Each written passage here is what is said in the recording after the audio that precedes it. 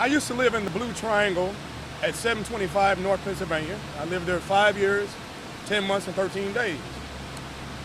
They wouldn't renew my lease because I complained about some things going on in the building.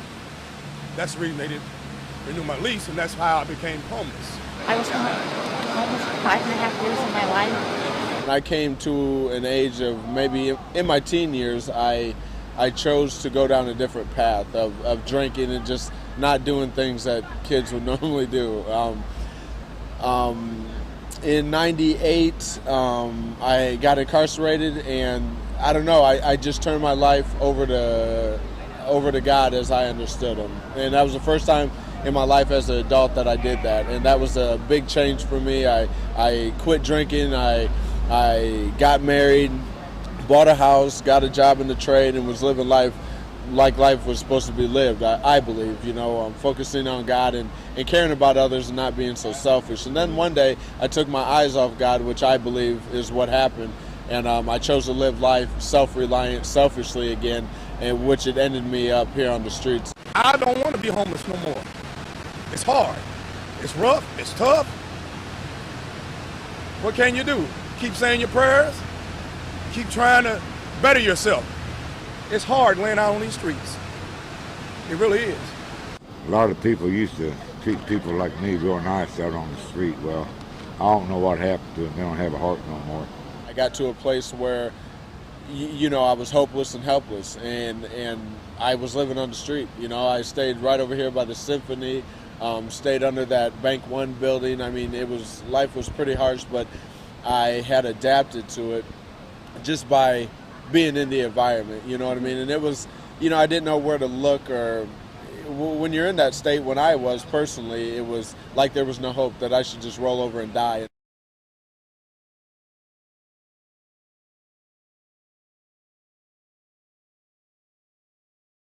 We connected, like she really sincerely cared about where I was at and how she could help, and I didn't know how to take it at first because I didn't want to trust anybody, and I shut off to the world, in a state like that. But with her, I was able to open up and tell my story, and she didn't treat me any different. She treated me with kindness and love, which is something that I didn't want any part of. Real has given me clothes, pants, shirts. She's given me food, water, and I appreciate that they come down here on Wednesdays and Sundays. I appreciate it. I thank them.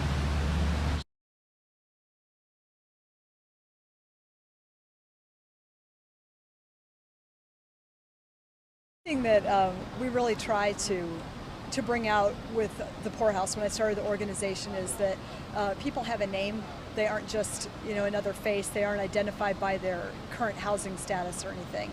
And so for us, it's really about developing relationships with people, developing a sense of community and a network of support so that they have the tools that they need and the support that they need to make the decisions that they want to for their life. And that's a big thing for us, is really wanting people to feel like they're setting the agenda for their life instead of us, that they really are determining the steps that they want to take, and then us coming alongside them and saying, how can we help you take those steps? We need the help. We need help. We really do. We need help.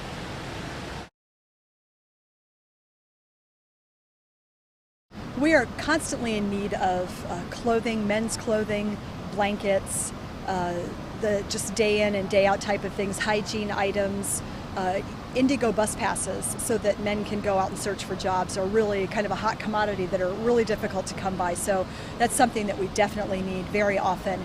And then just general financial support. It really takes a lot of money to do what we do out here. And we wish that everything were free, and we actually are really blessed with a lot of in-kind donations, a lot of people who donate our food and donate different things. But it's nice to also have money to be able to purchase items if we need them.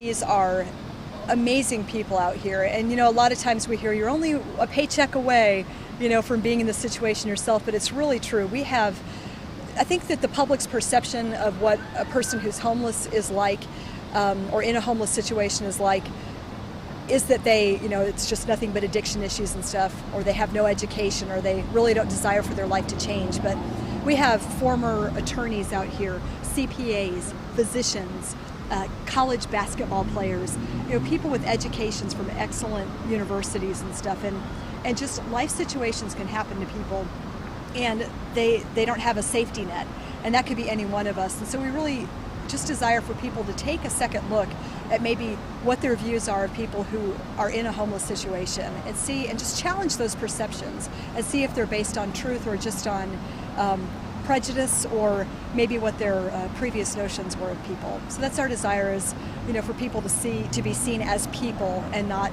as homeless, because of their housing situation. Most of them just came up to me and said, "Hey, homeless, come here."